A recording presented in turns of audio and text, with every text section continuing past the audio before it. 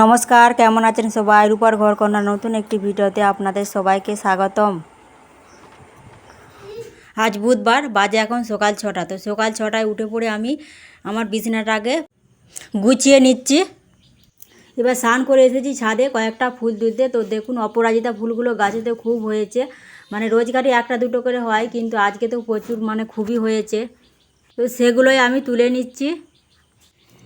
এইদিকে এই গাছটার আমি নাম ঠিক জানিনি, তো তোমরা জানলে কমেন্ট করে বলবে। ওই দুই একটা ফুল ফুটেছে, সেগুলোই তুলে নিচ্ছি। এই গরমটা পড়তে ফুল গাছে কিন্তু ভালো ফুল ফুটেনি। শীতকালটা বেশ ভালো ফুল ফুটেছিল। এই যে এইদিকে যে কলকা ফুলের গাছটা, কলকা ফুলও 2-4টে ফুটেছিল, সেইগুলোকেও আমি তুলে নিচ্ছি। তো কলকা ফুলগুলো রোদে আবার শুকিয়ে যাচ্ছে। বেরিয়ে পড়েছি এবার এই যে বন্দর বাজার করতে। কিছু আনাজ নেই, সেই জন্য 2-একটা আনাজ কেনার। আজকে আমি বানাবো কাঁঠালের বড়া। তো আমি 1 বাটি কাঁঠাল নিয়ে নিচ্ছি। কাঁঠালের বীজ এগুলোও ছাড়িয়ে নিয়েছি। এবারে কাঁঠালের যে সাদা শাঁসগুলো থাকে সেগুলোও ছাড়িয়ে নিয়েছি।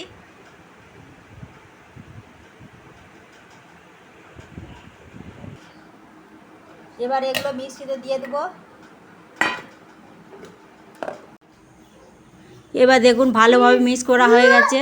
একটা আমি পাত্রে ঢেলে নিচ্ছি। একটাও গোটা নেই, পুরো মিহি হয়ে গেছে। এবার ময়দা 1 বাটি, সুজি 1/2 বাটি,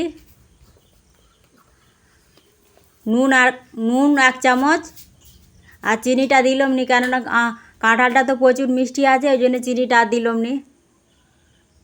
দিয়ে এবারে ভালো করে মাখিয়ে নেব। খুব বেশি পাতলা করব নি, আর খুব বেশি পুরোও করব নি, মিডিয়াম রাখবো। কাঁঠালের বড়া আমি আবার কোনোদিনও খাইনি, এই ফার্স্ট টাইম খাচ্ছি। তো কেমন হবে দেখা যাক। তো ভালোভাবে আমার মিক্স করা হয়ে গেছে। আমি এবার 20 মিনিটের জন্য চাপা দিয়ে রেখে দেবো। ওইদিকে আমার বড়া ভাজার জন্য তেল গরম হয়ে গেছে। তো এবারে কড়ার মধ্যে আমি বড়াগুলো দিয়ে দিচ্ছি। এবার উল্টি পাল্টিয়ে ভালো করে ভেজে নেব। এই দেখুন কত সুন্দর নরম তুলতুলে হয়েছে বড়াগুলো। আবারও আমি এইভাবে সবগুলোই ভেজে নেব। সবগুলো ভাজা হয়ে গেছে। এবার ভিডিওটা শেষ পর্যন্ত দেখার জন্য ধন্যবাদ। ভালো থাকবে, সুস্থ থাকবে, সাবধানে থাকবে। ফিরছি পরের একটি ভিডিওতে।